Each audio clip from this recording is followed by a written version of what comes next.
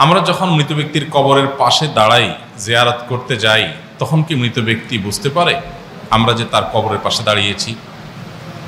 আমরা যখন কোনো মৃত ব্যক্তির কবরের পাশে দাঁড়াই, জিয়ারত করতে যাই, সালাম পেশ করি, তখন তারা সেটা টের পান।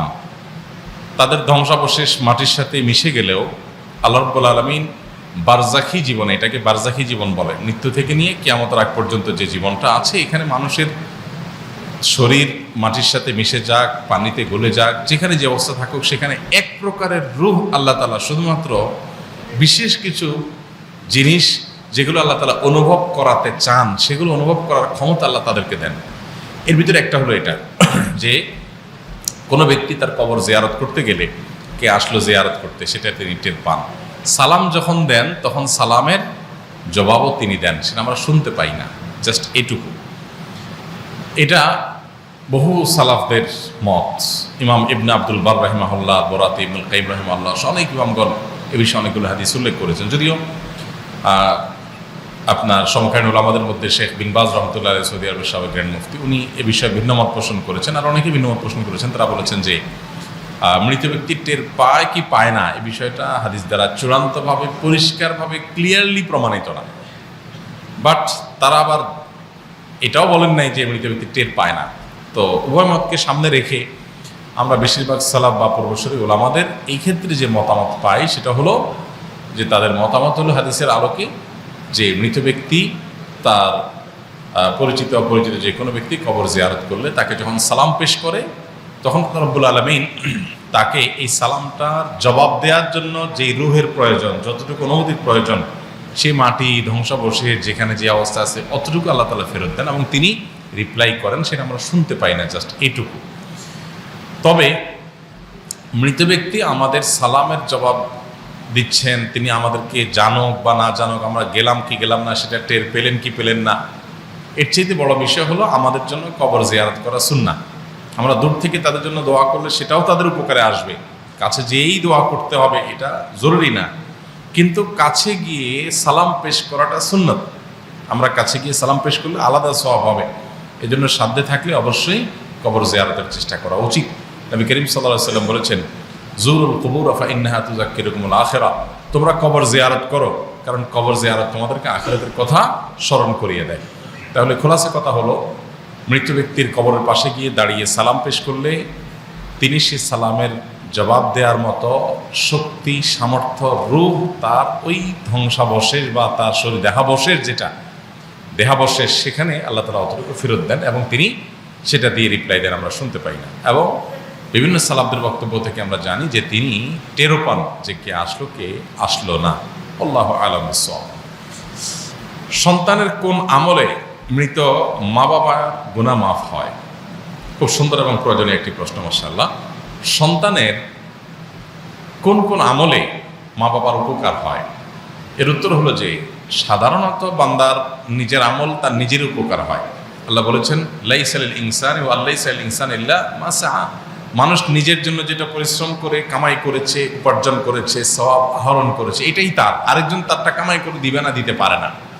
এটা হলো সাধারণ কথা। কিন্তু মা বাবার ক্ষেত্রে সন্তানের কিছু কিছু আমলের প্রভাব মা বাবার মৃত্যুর পরও তাদের উপর পড়ে। তার ভিতরে প্রধানতম আমল হলো সন্তান নিজে যদি ভালো কাজ করে এবং পাশাপাশি বাবা মার জন্য দোয়া করে, এইটা বাবা মার জন্য অনেক বেশি উপকার হয়।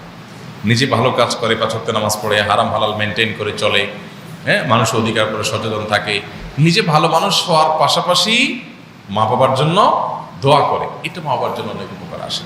আমরা সে হাদিস অনেকেই শুনেছি বারবার। নবী সাল্লাল্লাহু আলাইহি ওয়াসাল্লাম বলেছেন, ইযা মাতাল ইনসানু ইনকাতাআ আনহু আমালুহু, মানুষ যখন মারা যায় তার আমলের ধারা তার থেকে বিচ্ছিন্ন হয়ে যায়। ইল্লা আন সালাত, তবে 3টা আমলের ধারা মানুষের মৃত্যুর পর বন্ধ হয় না। এর ভিতরে একটা হলো এই আওয়ালাদুন সালেহ ইয়াদউ লাহ, যদি কোনো নেক সন্তান থাকে যে নিজে ভালো মানুষ, পাশাপাশি বাবা মার জন্য দোয়া করে, এটা তার জন্য খুব বেশি উপকার হয়। আমরা সাধারণত যেটা করি, মা বাবার মৃত্যুর পর আমরা চাই যে জীবদ্দশায় আমি মাকে বাবাকে স্নেহ করেছি, মমতা দিয়েছি, ভালোবাসা দিয়েছি, খাবার দিয়েছি, আদর আত্তি করেছি, কিন্তু এখন তাদের করতে পারতেছি না। আমরা কিছুটা করতে চাই বাবা মার জন্য। তো করতে চেয়ে আমরা কি করি, হুজুরদেরকে দিয়ে বা অন্যদেরকে দিয়ে দোয়া করাই, আলহামদুলিল্লাহ অন্যরা দোয়া করলেও উপকারে আসতে পারে। কিন্তু সবচেয়ে বেশি উপকারের কথা আপনি যদি জানতে চান যে সন্তান এর কোন আমলটা মা বাবার সবচেয়ে বেশি উপকারে আসে, তাহলে আমি বলবো যে নিজে যদি নেকামল যতটুকু পারে করলো, পাশাপাশি দোয়া করলো, এটা মা বাবার জন্য বেশি উপকারে আসে। কোনো কোনো হাদিস থেকে আমরা জানতে পাই যে কোনো কোনো কবরবাসীকে আল্লাহ তাআলা জান্নাতের যে নেয়ামত তাকে ভোগ করাচ্ছিলেন, এটা তার ক্লাসটা উন্নীত হয়, আপার ক্লাসের নেয়ামত সে পেতে থাকে। তখন আল্লাহর কাছে সে বলে, আল্লাহ আমার তো মৃত্যু হয়ে গেছে, আমি দুনিয়া থেকে চলে আসছি, আমল করে নিজের মর্যাদা বৃদ্ধি করার অপশন তো আমার বন্ধ হয়ে গেছে, তাহলে এখন আমি আমার এই মর্যাদা বৃদ্ধি যে দেখতে পাচ্ছি, এটা কিসের কারণে, কোত্থেকে হলো? আমার তো কোনো আমল নতুন করে প্লাস করার সুযোগ নেই, তাহলে মর্যাদা বৃদ্ধিটা কিভাবে হলো? তখন তাকে বলা হবে আল্লাহর তরফ থেকে যে তোমার সন্তান দুনিয়াতে যে রেখে আসছো, নেক সন্তান, নামাজি, কালামি, হালাল হারাম মেনটেনকারী ভালো সন্তান, সেই সন্তান তোমার জন্য দোয়া করেছে, এই দোয়ার বিনিময়ে তোমার ক্লাস উন্নীত করা হয়েছে। তো এই জন্য মা বাবার জন্য সন্তানের যে আমলটা সবচেয়ে বেশি উপকার করে তা হলো সন্তান নিজে ভালো মানুষ হবে, পাশাপাশি মা বাবার জন্য দোয়া করবে। আর দ্বিতীয়ত, মা বাবার হয়ে দান সাদাকা করা, গরিব দুঃখীকে দান সাদাকা, যে আল্লাহ এটার সবটা আমার মা বাবার জন্য আমি দিলাম, তাদের তরফ থেকে হালাল উপার্জন থেকে দান সাদাকা করবেন।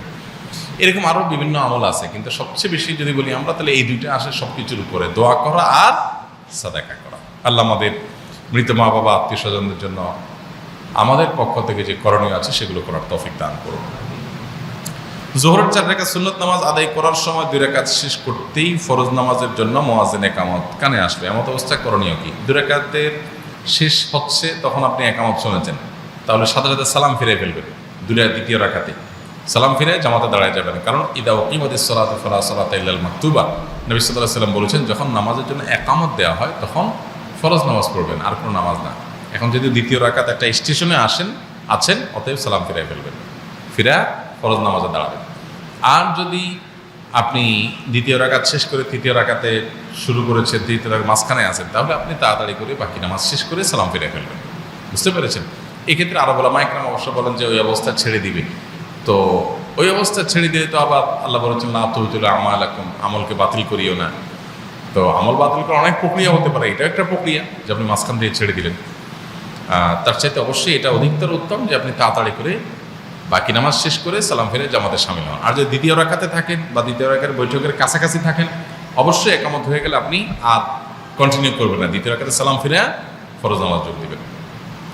আমাদের অনেক অজানা ভুলের কারণে আমরা ঈমান হারাই। এক্ষেত্রে পুনরায় ঈমান আনার জন্য করণীয় কি? ঈমান যদি ভেঙে যায় নিজেদের অজান্তে বা অসতর্কতার কারণে, তাহলে পুনরায় ঈমান আনার জন্য আল্লাহর কাছে তওবা করতে হবে যে আল্লাহ ওই কাজটা আমি করেছি, আমি অন্যায় করেছি, আমি মাপ চাই, ওই কথাটা আমি বলেছি সেটা আমার ভুল ছিল, আমি ফিরে আসছি, আমি আর বলবো না, আমি আর করবো না। অনুতপ্ত হওয়া, লজ্জিত হওয়া, আল্লাহর কাছে মাপ চাওয়া এবং নতুন করে আল্লাহর প্রতি আস্থা, আল্লাহর প্রতি বিশ্বাস, আল্লাহকে স্বীকারোক্তি দেওয়া, তার একত্ববাদের, এগুলো নতুন করে নবায়ন করে নেওয়া। বাস আশহাদু আল্লা ইলাহা ইল্লাল্লাহ ওয়া আশহাদু আন্না মুহাম্মাদান আবদুহু ওয়া রাসূলুহু, ঈমান হয়ে গেল। ওগুলোর জন্য লজ্জিত হয়ে, ঈমান ভঙ্গের যে বিষয়গুলো ছিল সেগুলো লজ্জিত হয়ে, অনুতপ্ত হয়ে ভবিষ্যৎ আর না করার সংকল্প করা এবং আল্লাহর কাছে মাপ চেয়ে ঈমান আনয়ন করা যথেষ্ট ইনশাআল্লাহ, নতুন করে ঈমান নবায়ন করার জন্য।